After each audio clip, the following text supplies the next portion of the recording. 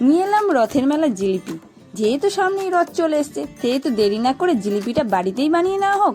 চলো আজকে জিলিপিটা বানাবো সম্পূর্ণ ইনস্ট্যান্ট, মানে আমি বানাবো ডাল দিয়ে আর একটু চালের গুঁড়ো দিয়ে। খুব অল্প সময় খুব সুন্দরভাবে জিলিপিটা বানিয়ে ফেলবো। দেখো তোমরা কি সুন্দর করে বানাই, আর তোমরাও পারবে কিন্তু আমার মতন।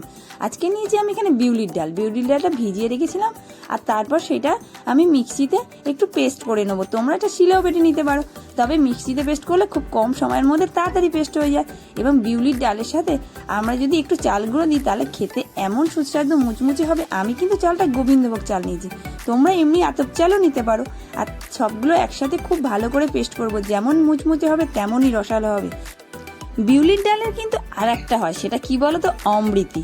আমি কিন্তু এখানে জিলিপি বানাবো, অমৃতি নয় কিন্তু। আর জিলিপিতে কিন্তু সচরাচর বিউলির ডাল দেয় না, ওরা কি দেয় জানো, দোকানে দেয় ওরা ময়দা। ময়দা দিয়েও তোমরা বানাতে পারো, তবে বিউলির ডাল দিয়ে আজকে খেয়ে দেখবে একদম অন্যরকম লাগবে, খেতে খুবই সুন্দর আর টেস্টটা তো দারুণ লাগে।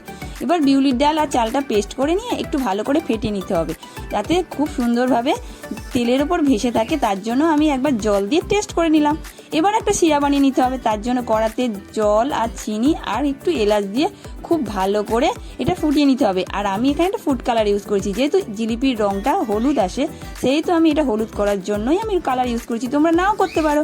তারপর কি আবার খুব ভালো করে জাল দিয়ে নিতে হবে রসটাকে।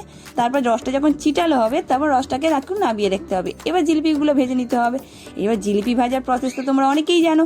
আমি এখানে একটা বোতল দিয়ে করেছি, সেটা ভিডিও করতে গিয়ে ভিডিওটা অফ হয়ে গেছে, তাই তোমাদেরকে দেখাতে পারিনি। তারপর সেই জিলিপিগুলো ভেজে নিয়ে রসে ডুবালেই দেখো কত সুন্দর মুচমুচে আর রসালো। আমি একটা ভেঙে দেখাচ্ছি, এর মধ্যে দেখো পুরো রসে ভরে গেছে। একবার তোমরা এভাবেই ট্রাই করে দেখতে পারো।